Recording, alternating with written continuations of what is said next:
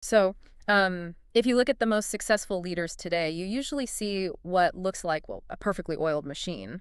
The metrics are climbing, the spreadsheets are all Oh, green. absolutely. Everything looks fantastic on paper. Right. And the manager can just point to those quarterly outcomes and say, hey, look, we're winning. But if you are managing a team or running a ministry or even just trying to mentor a friend, you probably already know the secret hidden underneath those green spreadsheets. Yeah, because when you look under the hood of that machine, you realize the parts are actually human beings. Exactly. And those human beings are quietly exhausted. It is, I mean, it's the absolute definition of a quiet crisis.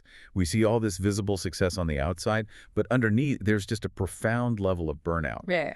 And it isn't a failure of competence either. Right. These are smart people. Highly competent, highly trained individuals, but what we are actually looking at here is a famine of compassion. Which is exactly why we are dissecting a pretty radical paradigm shift today. We are doing a deep dive into a leadership framework from a manual called Shepherding Skills, Caring for God's People. And our mission today is to prove that true leadership isn't about, managing outcomes. It's about shepherding lives. Because we've totally defaulted to this idea of mechanical leadership. Okay, let's unpack this because what is the actual mechanism behind mechanical leadership that burns people out so incredibly fast? Well, mechanical leadership fundamentally prioritizes systems over souls. It values efficiency over empathy and, visibility over actual presence. It essentially treats leadership entirely like a performance problem. Like troubleshooting a computer. Exactly. Think about it. You set the goals, you monitor the results, you correct the errors, and you just keep the machine moving. It assumes that humans are just variables in an algorithm. But they aren't. No, the deeper truth of human psychology is that people do not simply follow systems. They follow trust. They remember whether they were heard, whether their specific burdens were noticed, and whether their leader made room for both truth and grace. And that sets up this incredible contrast between a manager and a shepherd, which the text focuses on. Because in the modern world, the word shepherd sounds like a soft, almost poetic metaphor. You picture a guy playing a flute on a grassy hill, taking a nap. Right, it sounds very peaceful. But if we look at the ancient Near East, being a shepherd was definitely not a passive, part-time hobby. Not at all. It was a brutal, demanding, 24/7 vocation. An ancient shepherd had an all-encompassing responsibility for the flock. I mean, they had to navigate harsh terrain to find water, fiercely protect the sheep from literal Like predators, fighting off wolves and lions. literally. And they had to bind up the wounds of the injured. It required intense, constant vigilance.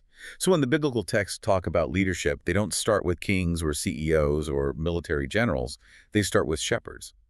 God himself is described as a shepherd, and Jesus calls himself the good shepherd. And I want to look at the difference between that good shepherd and just a hired manager. Because a hired hand, they flee when the wolf comes because they only care about the paycheck, the transaction. Right. But the good shepherd knows the sheep personally. He calls them by name, discerns their voices, and even lays down his life for them. It's entirely about relational stewardship, not transactional authority. And there is this fascinating moment in the text regarding Peter's restoration that perfectly illustrates this. Oh, John chapter 21. It really is the ultimate case study in relational stewardship. So Peter famously fails. He denies Jesus during the absolute most critical moment.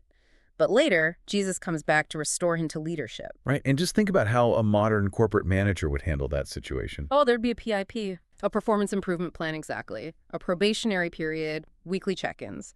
But Jesus doesn't ask for a strategic 5-year plan for the church. He just asks Peter one question. He says, "Do you love me?" And only after Peter says yes, does Jesus say, "Feed my sheep." Because love precedes leadership. If you try to lead without that foundational care, leadership simply becomes dominance. Ministry or, corporate management, without love just becomes machinery. You can't truly shepherd people if you view them merely as stepping stones to build your own platform. Wow, You have yeah. to view your platform, your resources, and your authority as tools to serve the people. But I mean, how do you actually do that on a random Tuesday afternoon? If shepherding is about relational stewardship, the very first practical tool a leader has to master is simply being there. Moving from the abstract theory of shepherding to the actual practice of presence. Yeah, the ministry of presence. Yeah. Because in a hyper-fast, notification-driven world, Yeah. slowing down to just be fully present with someone is a revolutionary act. It really is. Sometimes the most profound thing you can do as a leader isn't Giving a brilliant speech or drawing up a strategic plan, it's just sitting with someone. Think about the story of Job's friends from the text. Job loses absolutely everything: his family, his wealth, his health. His friends show up, and for 7 days and 7 nights, they offer no sermons. No fixes at all. No theological debates about why bad things happen. They just sit with him in the ashes. Presence precedes speech. But I have to push back here because I know what you, the listener, might be thinking right now. In a fast-paced environment, sitting in silence feels incredibly inefficient. Sure, feels like you aren't doing your job. Right. Imagine a direct report comes to you with a massive blown deadline that is going to cost the company money. Aren't leaders supposed to fix things? Well, that instinct to fix is exactly what creates barriers to true leadership. The text warns that we suffer from the need to fix and the need to appear wise. When someone comes to you in distress or having made a massive error and you immediately rush to fix the problem, you are treating the symptom while entirely ignoring the soul. You're just managing the outcome. Exactly. We listen just long enough to formulate our brilliant response. But psychological healing and true trust begins before words are even spoken. It begins when a person feels safely heard. So how do we actually listen? Because the text breaks down 3 distinct levels of listening to master here. Surface listening is the first. That's hearing the literal words, the raw data of the situation. Which is essential, but it's just the baseline. If you stop there, you're just acting like a recording device. The second level is emotional listening. This is hearing the heart behind the words. You aren't just processing the vocabulary, you are paying attention to the tone, the pace, the sudden drop in eye contact. The body language. Yeah, you are listening for the fear, the exhaustion, or the frustration hiding underneath the sentence. Okay, so if surface listening is the words and emotional listening is the tone, I imagine the third level, spiritual listening, has to be taking a massive step back and looking at the overarching reality of the situation. Precisely. It's the highest form of attentiveness. It requires the leader to silently pause and ask, okay, what is really going on here in this person's journey? And how can I reflect God's care or just profound grounding grace in this specific moment? You are listening for the deeper movement of growth or struggle in their life. To put that into practice, there is a brilliant actionable tool in the manual called the LEARN framework, L-E-A-R-N. Let's walk through a hypothetical scenario. Imagine you have a highly reliable team member, let's call him Mark, who has suddenly started snapping at colleagues and dropping the ball. You pull him into your office. The L stands for listen fully. You ask him what's going on, and you do not interrupt. Right, and you resist the urge to immediately defend the colleagues he's snapping at. Then comes E, empathize sincerely. You acknowledge the weight of what he's carrying. You might say, wow, it sounds like you're feeling incredibly overwhelmed right now. Next is A, ask clarifying questions. Not interrogating him, but pulling the thread. Like when you say you feel unsupported, what does that look like on a daily basis? Then R, reflect what you heard. So what I'm hearing is that the new software rollout has doubled your workload and you feel like you're drowning. Which brings us to N, nurture with truth. And notice that truth comes last. That's key. You don't start by telling Mark his attitude is unacceptable. You build the relational bridge first, so that when you finally bring the truth, perhaps discussing how his stress is impacting the team, he can actually receive it. This entire process can be done in what we might call a ministry of 10 minutes. Just 10 minutes? Yeah, just 10 minutes of asking, how are you, really, without offering a single piece of advice. Here's where it gets really interesting, though. Because once you've listened and once you've empathized with Mark, a new tension pops up. Empathy alone doesn't solve the fact that Mark is being rude to his coworkers. Empathy has to be balanced with truth. The equation from the text for true shepherding is empathy plus truth. It is a delicate balance, and the fallout from getting it wrong is severe. Think about the psychological mechanisms at play here. If you have empathy without truth, you get drift. Drift. Yeah, you comfort Mark, which feels nice in the moment, but without direction, his behavior doesn't change. He feels understood, but he remains stunted. Yeah. It's compassion that enables toxic behavior rather than transforming it. But on the flip side, if you bring truth without empathy, you get damage. Let's say you just walk up to Mark and say, hey, your attitude's terrible, fix it. Right, and neurologically speaking, when you deliver harsh truth without a foundation of care, you trigger the brain's threat response, the amygdala hijack. Oh, wow. The person's prefrontal cortex, the part of the brain responsible for logic and growth, literally shuts down. They cannot process the truth you are telling them, no matter how objectively accurate it is, because their brain believes it is under physical attack. Correction delivered without relationship feels like alienation.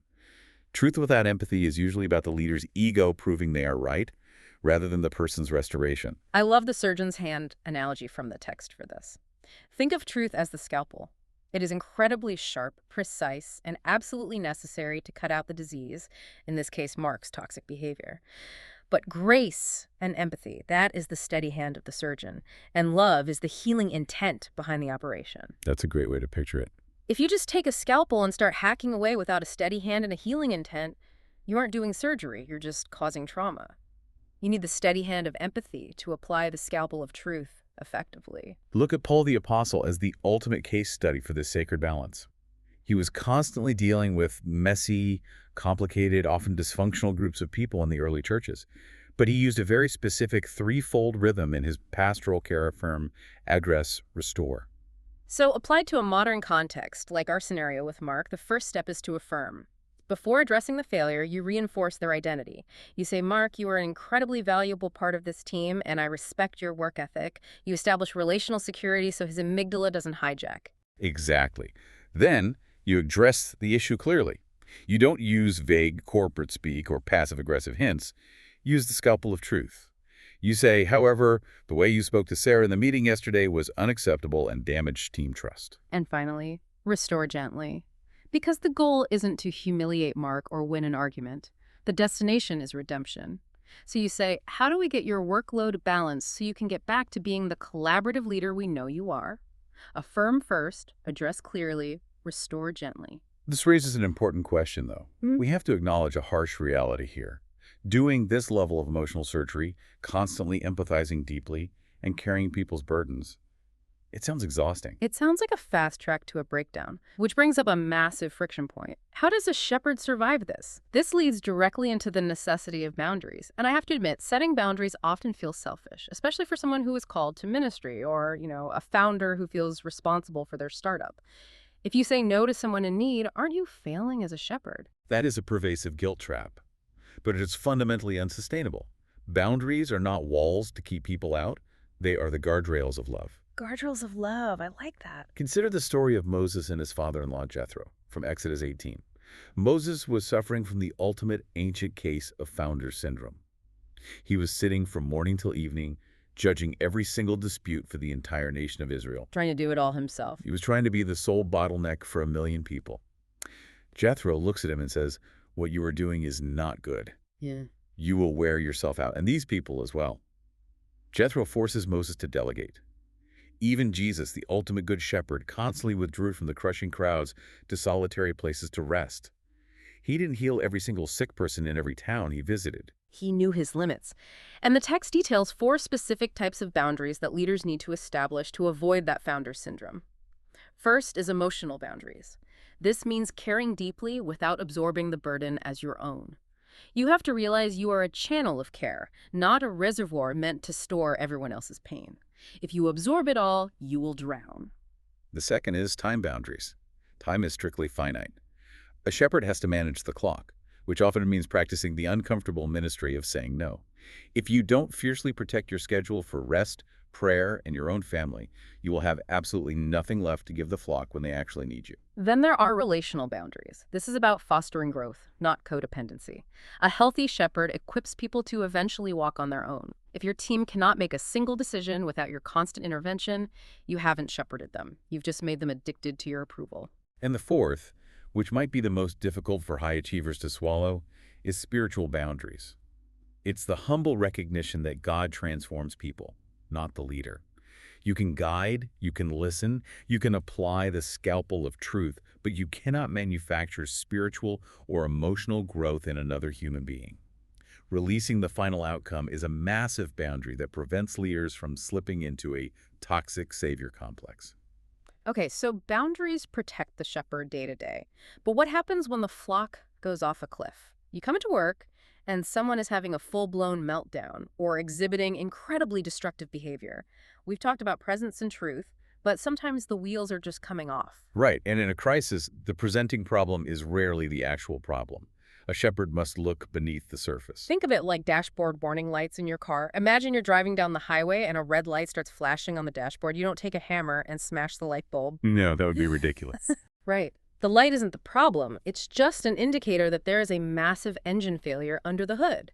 In leadership, a sudden outburst of anger, a pattern of extreme anxiety, or someone suddenly ghosting their responsibilities, those are just blinking lights. The real issue is under the hood. And true crisis management digs under that hood. It doesn't do symptom management.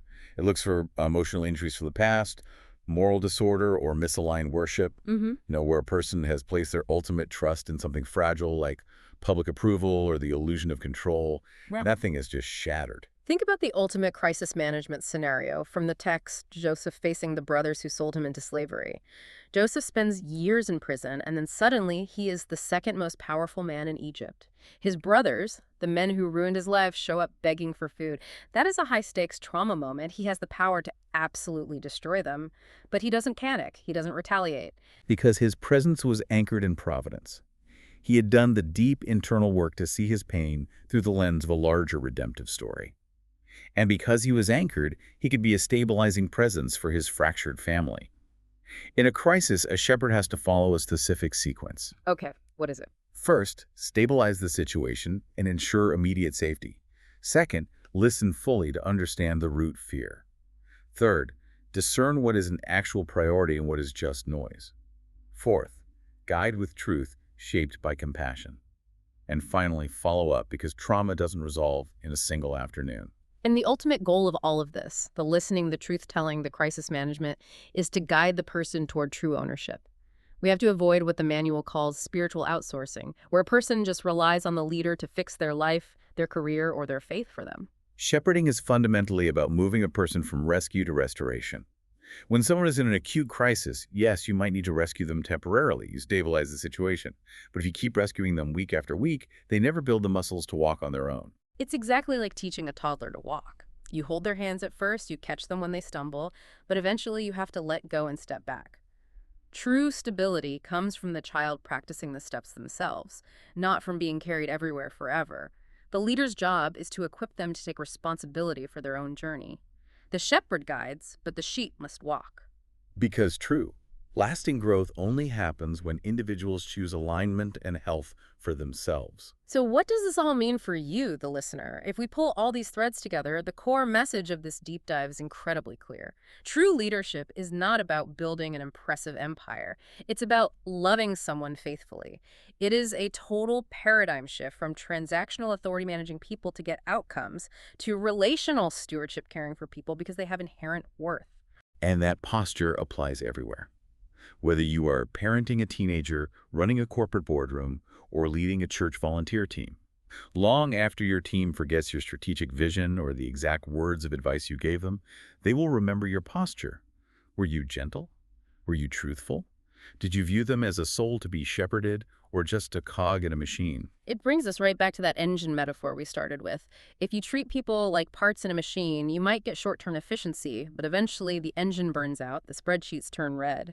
But if you treat people like a living, breathing flock, if you offer them the ministry of presence, the surgeon's balance of empathy and truth, and the guardrails of boundaries, you don't just get outcomes, you get actual transformation. But that transformation has to start with you, the leader. Yeah. You cannot engineer it in others if you haven't experienced it yourself. Which leads us to our final provocative thought for you to take away today. It's a profound truth from the text theology of shepherding. Before you can ever hope to shepherd others, you must first allow yourself to be shepherded. You cannot pour from an empty cup. You really can. But what does it actually look like?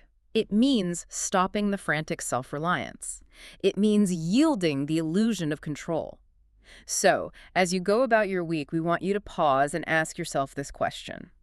In your own life right now, are you leading from a place of white-knuckled exhaustion, or are you leading from the overflow of being deeply known, corrected, and cared for by the chief shepherd? Because it changes everything when you realize you were never meant to carry the weight of the world alone. It really does. When you stop trying to be the machine, you finally have the freedom to just be the shepherd. Thanks for diving deep with us today. We'll see you next time.